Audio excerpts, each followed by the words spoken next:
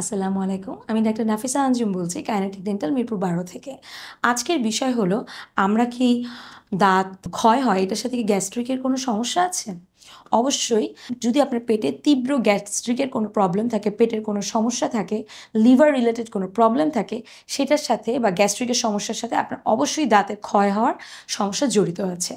আপনারা দেখবেন যদি আপনার তীব্র গ্যাস্ট্রিকের সমস্যা থাকে সেই ক্ষেত্রে আপনার ডেন্টিস্ট দেখালেই ওনারা গ্যাস্ট্রোলজিস্টের কাছে আপনাকে সাজেস্ট করবে এবং আপনার দাঁতে দেখা যাবে যে এই অংশটাতে ঘনভাবে এবং তীব্রভাবে একটা ক্ষয় হয়ে এনামেল লেয়ার ক্ষয় হয়ে গিয়ে আপনার ডেন্টাল লেয়ার হলদেটে লেয়ার এক্সপোজ হয়ে গিয়েছে।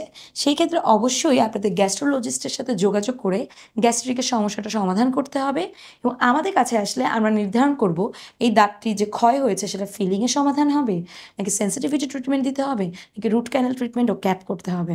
আশা করি আপনারা বুঝতে পেরেছেন যে দাঁতের সাথে গ্যাস্ট্রিকের সমস্যার তীব্র একটি সংযোগ রয়েছে। ধন্যবাদ সবাইকে।